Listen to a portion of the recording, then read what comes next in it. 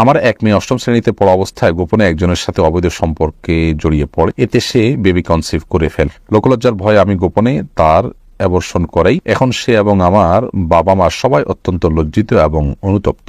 আল্লাহর কাছে খাঁটি মনে তওবা করেছি।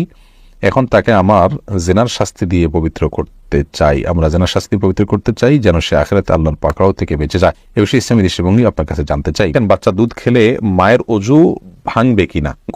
কোন লোক তার স্ত্রী থাকার পর একাধিক মেয়ের সাথে কথা বলেন, সম্পর্ক রাখার চেষ্টা করেও ফেরানো যাচ্ছে না, স্ত্রী হিসেবে করণীয় কি? বিয়ের পর কি কোনো ছেলের জন্য আগের গার্লফ্রেন্ডের সাথে কথা বলা হালাল হবে বইয়ের অনুমতি ছাড়া? বাবা মা কোনো অন্যায় করলে বা গুনাহ করলে সন্তানের উপর কি কোনো প্রভাব পড়ে? পারিবারিকভাবে বিয়ে ঠিক হওয়ার পর মেয়ের সাথে ফোনে কথা বলা যাবে কিনা? নামাজে সালাম ফিরানোর সময় পাশে থাকা আয়নার দিকে চোখ গেলে কি গুনাহ হবে? আমার স্বামী মারা গিয়েছেন, আমি দ্বিতীয় বিয়ে করতে চাই, কিন্তু কিয়ামতের দিন আমি প্রথম স্বামীর সাথে থাকতে চাই, এটা কি হবে?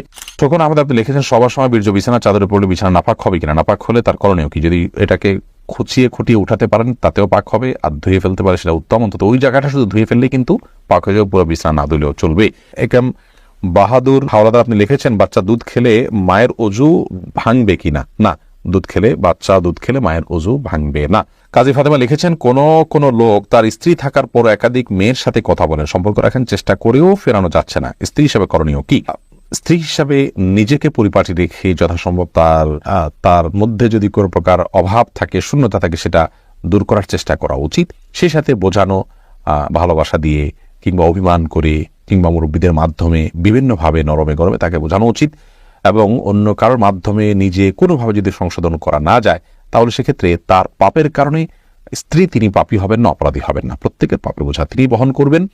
সবর করে যদি আপনি তার সাথে সংসার করে থাকতে চান, সেটা সুযোগ আপনার জন্য শরীয়ত রেখেছে। আর যদি তার এই দুশ্চরিত্র এটার মাঝে আপনার টিকে থাকাটা কঠিন হয়, আপনার সবরের বাইরে চলে যায়, মনে হয় যে আল্লাহর বিধান লঙ্ঘন করে ফেলবেন, তাহলে সেক্ষেত্রে মুরব্বীদের মাধ্যমে তার কাছ থেকে তালাক নেয়ার এখতিয়ারও আপনার আছে। ইয়ার আখতার আপনি লিখেছেন বিয়ের পর কি কোনো ছেলের জন্য তার আগের গার্লফ্রেন্ডের সাথে কথা বলা হালাল হবে বইয়ের অনুমতি ছাড়া?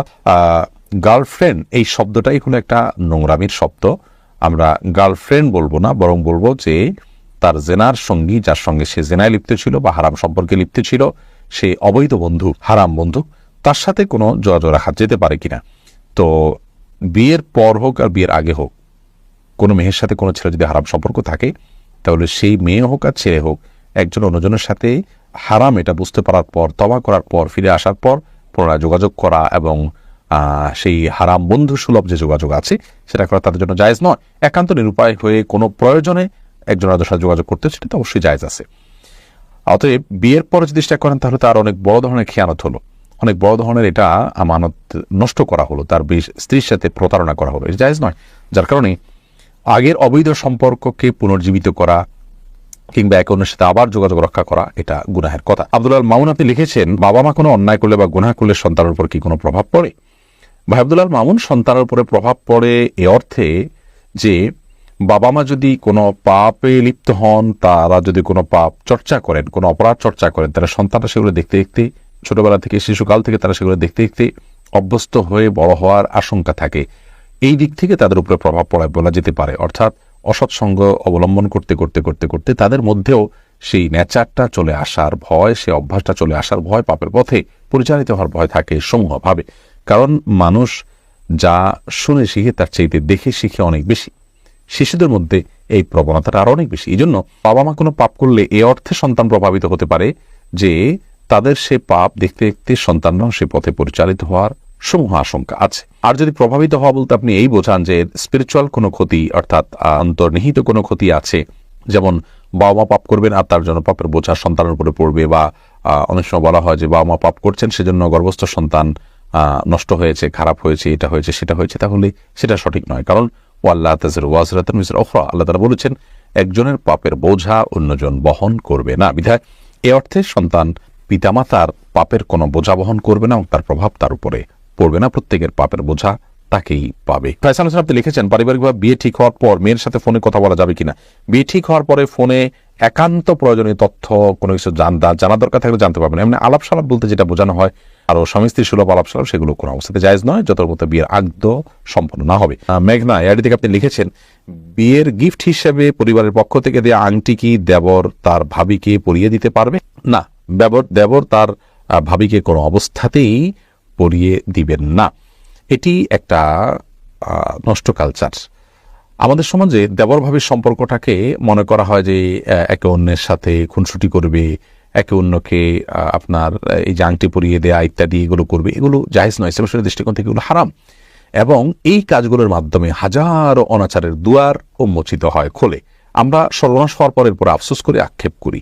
যেমন একটু আগে একটা প্রশ্ন আমরা শুনলাম, যে প্রশ্ন শুনে আমরা বুঝতে পেরেছি যে কি পরিমাণ আমরা অসতর্ক, এবং অসতর্কতার কারণে কি পরিমাণ ক্ষতিগ্রস্ত হই আমরা, তার কিছু নমুনা এই সমস্ত ঘটনাবলী থেকে বোঝা যায়। নবী করিম সাল্লাল্লাহু আলাইহি ওয়াসাল্লাম দেবর সম্পর্কে বলেছেন, আল হাম ওয়াল মউত, দেবর সে তো মৃত্যু, আর পুরুষদের জন্য শ্যালিকা সে হলো মৃত্যু। তার থেকে, মৃত্যু থেকে মানুষ যেরকম পলায়ন করে সেরকম দূরত্ব বজায় রেখে সাবধান এবং সতর্ক থাকা উচিত। কারণ হলো এখানে ফিতনার আশঙ্কা থাকে অনেক বেশি। অতএব কোনোভাবেই তার দেবরকে আংটি পরে দেওয়া জায়েজ নয়। তাদের জন্য পর্দা বিধান ফরজ বিধায় এটা যদি একান্ত আংটি পরাতে হয় তাহলে সেক্ষেত্রে পুরুষকে পরাবে, নারীকে পরাবে, এবং মাহরাম কেউ পরাবেন, ভাবি দেবরকে নয়, দেবর ভাবিকে নয়। সাদি আপনি লিখেছেন, নামাজে সালাম ফেরানোর সময় পাশে থাকা আয়নার দিকে চোখ গেলে কি গুনাহ হবে? অনিচ্ছাকৃত চোখ চলে গেছে, তাহলে সাথে সাথে আপনি নিজেকে ফেরত নিয়ে আসতেন, তাতে গুনাহ হবে না। কিন্তু ইচ্ছাকৃতভাবে আয়না দেখা, কোনো কিছু দেখা, এটা জায়েজ নয়। কারণ আপনার দৃষ্টি তো আপনার সালাতের যে এরিয়া নিচের দিকে নিবদ্ধ থাকার কথা, আপনার সেখানে ডানে বামে উপরে নিচে যাওয়ার কথা না। যদি যায় তাহলে সেক্ষেত্রে এটা সালাতের জন্য একটা ত্রুটি, এবং সালাত যথাভাবে আপনি আদায় করলেন না। অনিচ্ছাকৃতভাবে একবার হঠাৎ করে চলে গেছে, সাথে সাথে আপনি ফেরত নিয়ে আসছেন, তাতে ইনশাআল্লাহ গুনাহ হবে না। মৃধা মানিক লিখেছেন, সবার পর বিছানার চাদর পরিবর্তন না করে ওই বিছানার চাদরের উপরে অন্য কোনো সময় জানামাজ দিয়ে নামাজ পড়া যাবে কিনা? সবাসের পর বিছানার চাদর পরিবর্তন না করে, জি। যদি নাপাক পড়ে থাকে তাহলে সেটা পাক করার তো ভেরি ইজি। ওই জায়গাটা ধুয়ে ফেললে পাক হয়ে যাবে, বা খোঁচায় উঠে ফেললেও পাক হয়ে যাবে, বা বিছানার অন্য পাশে দাঁড়িয়ে আপনি নামাজ পড়তে পারেন, আর জানামাজ বিছানায় নামাজ পড়লে তো নামাজ হবে, কোনো অসুবিধা নেই। খন্দকার সাইদ আপনি লিখেছেন, কোন আমলের মাধ্যমে কি মানুষের ভাগ্য পরিবর্তন হয়? দোয়ার মাধ্যমে মানুষের ভাগ্য পরিবর্তন হয়। কিছু ভাগ্য আছে যেগুলো চেঞ্জেবল, পরিবর্তন হওয়ার সুযোগ আছে, সেগুলো দোয়ার মাধ্যমে পরিবর্তন হতে পারে। তবে পরিবর্তন হয়ে কোথায় গিয়ে দাঁড়াবে সেটাও আল্লাহ তাআলা জানতেন, এবং সেটা আল্লাহর কাছে চূড়ান্তভাবে লিখিত আছে, যেটা তাকদীর লেখক ফেরেশতারাও জানেন না। ইবনে তাইমিয়া রাহিমাহুল্লাহর একটি গুরুত্বপূর্ণ হাদিসের ব্যাখ্যা এবং হাদিস উপস্থাপনের মাধ্যমে আমরা এটা বুঝতে পারি। মুক্তা আপনি লিখেছেন, আমার স্বামী কথায় কথায় বকাবকি করে, আমার করণীয় কি? আপনি ধৈর্য ধারণ করবেন, স্বামীকে বোঝাবেন, কোনো আলেমের মাধ্যমে নসিহা করাবেন, এবং যথাসম্ভব নিজেও নিজের ত্রুটিগুলোকে সংশোধন করার চেষ্টা করবেন। সাদিয়া আক্তার আপনি লিখেছেন, আমার স্বামী মারা গিয়েছেন, আমি দ্বিতীয় বিয়ে করতে চাই, কিন্তু কিয়ামতের দিন আমি প্রথম স্বামীর সাথে থাকতে চাই, এটা কি হবে? কিয়ামতের দিন কি হবে? এটা আলেমুল গায়বের বিষয়, একমাত্র আল্লাহ তাআলা ভালো জানেন। আমাদের দুনিয়ার আশা আকাঙ্ক্ষা আমরা যেভাবে লালন করি, মৃত্যুর পর আমাদের হুবহু এরকমই থাকবে, ব্যাপারটা কিন্তু সেরকম না। বিধায় আপনার যদি নিজের চরিত্র হেফাজত করাটা প্রশ্ন সাপেক্ষ বিষয় হয়, তাহলে সেক্ষেত্রে আপনি বিয়ে করাটাই উত্তম। বিশেষ করে একজন জীবনসঙ্গী এটা খুবই প্রয়োজন হয় বেঁচে থাকার জন্য। সেই জায়গা থেকে আপনি বিয়েতে আবদ্ধ হওয়া উচিত, এবং আল্লাহ রাব্বুল আলামিন কিয়ামতের ময়দানে কোন স্বামীর সাথে আপনার হাসর করাবেন, শেষ স্বামী হিসাবে তিনি আপনাকে পাওয়ার কথা, তিনি পাবেন নাকি আগের স্বামী পাবেন, এই বিষয়টি সম্পূর্ণ আলেমুল গায়বের বিষয়, আল্লাহ তাআলা ভালো জানেন। এই বিষয়ে কোন হাদিস স্পষ্ট করে আলাদা করে কিছু বলে দেয়নি, যেটা আমি নিশ্চিত করে বলতে পারি, আমি যতটুকু জানি। আল্লাহু বিসওয়াব। আমি একজন বিপর্যস্ত পিতা। আমার এক মেয়ে অষ্টম শ্রেণীতে পড়া অবস্থায় গোপনে একজনের সাথে অবৈধ সম্পর্কে জড়িয়ে পড়ে, এতে সে বেবি কনসিভ করে ফেলে। লোকলজ্জার ভয়ে আমি গোপনে তার অ্যাবর্শন করাই। এখন সে এবং আমার বাবা মা সবাই অত্যন্ত লজ্জিত এবং অনুতপ্ত। আল্লাহর কাছে খাঁটি মনে তওবা করেছি। এখন তাকে আমার জিনার শাস্তি দিয়ে পবিত্র করতে চাই। আমরা জিনার শাস্তি পবিত্র করতে চাই, যেন সে আখিরাতে আল্লাহর পাকড়াও থেকে বেঁচে যায়। এ বিষয়ে ইসলামী দৃষ্টিভঙ্গি আপনার কাছে জানতে চাই। প্রথম কথা হলো ভাই, জিনার শাস্তিটা ব্যক্তি পর্যায়ে আমরা কার্যকর করব না, বরং এরকম পরিস্থিতিতে সে এবং পুরো পরিবার আল্লাহ তাআলার কাছে লজ্জিত হয়ে এবং হারামের পথ থেকে সরে এসে আর যেন কখনো এই ভুলটা না হয়, সেজন্য আল্লাহর কাছে দৃঢ় প্রতিজ্ঞা করা উচিত এবং দৃঢ় প্রত্যয় ব্যক্ত করা উচিত। তওবা নাসুহা যেটাকে বলা হয়, খাঁটি তওবা, সেটা আমাদের করা উচিত, এবং আল্লাহ তাআলা ক্ষমাশীল, আল্লাহ তাআলা ক্ষমা করবেন। এবং এই যে আপনার পরিস্থিতি তৈরি হলো, এটি কি কারণে তৈরি হলো, কোন জায়গায় তৈরি হলো, তাকে কি ধরনের প্রতিষ্ঠানে দেওয়া হলো, কিভাবে সে অন্য ছেলেদের সাথে যোগাযোগ করে বিপথে চলে গেছে, সেই যে লাইফস্টাইল, সেটার ব্যাপারে আমাদের সংশোধনী আনতে হবে, এবং ভবিষ্যতে যেন এরকম ভুল না হয় সেজন্য তাকে উপযুক্ত শিক্ষা প্রতিষ্ঠানে দিতে হবে, এবং গভীর মনিটরিংয়ে রাখতে হবে, এবং সুন্দর পরিবেশ তাকে দিতে হবে। হারামের পরিবেশ থেকে তাকে বাঁচানোর জন্য আপনার চেষ্টা করতে হবে। একজন সন্তানের জীবনে সচ্চরিত্র এবং চরিত্রবান হওয়া, এটা এত গুরুত্বপূর্ণ যে তার জীবনে তথাকথিত আজকালকার প্রচলিত শিক্ষার চাইতে 1000 গুণ বেশি গুরুত্বপূর্ণ। একজন অভিভাবক যখন এটাকে অনুভব করতে পারবেন, বুঝতে পারবেন, তখন ইনশাআল্লাহ বিতাড়িত ধরনের সমস্যা এমনিতে দূর হবে। বাকি কথা হলো যে জেনার শাস্তি আমি নিজে থেকে কার্যকর করার সুযোগ নেই। এরপরে আবু হানিফ রাজু আপনি লিখেছেন, অনেক সময় দেখি কবর দেওয়ার পর কবরের 4 কোণে 4টা খেজুর গাছের ডাল পুঁতে দেওয়া হয় এবং নির্দিষ্ট সূরা তেলাওয়াত করা হয়। এর ক্ষেত্রে কোনো ভিত্তি আছে? না থাকলে মাইয়াতকে কবরস্থ করার পরে কি করা উচিত? মাইয়াতকে কবরস্থ করার পর নবী করিম সাল্লাল্লাহু আলাইহি ওয়াসাল্লাম বলেছেন, উদউ লিআখিকুম ইস্তাগফিরু লিআখিকুম ওয়াসাউ লাহু তাসবীত, অর্থাৎ তোমাদের ভাইয়ের জন্য তোমরা আল্লাহর কাছে ক্ষমা প্রার্থনা করো এবং তার জন্য দোয়া করো, সে যেন দুনিয়াতে যেরকম ঈমানের উপরে ছিল মৃত্যুর পরও এখন মুনকার নাকিরের প্রশ্নের জবাবে যেন ঈমানের উপরে অটল অবিচল থাকতে পারে।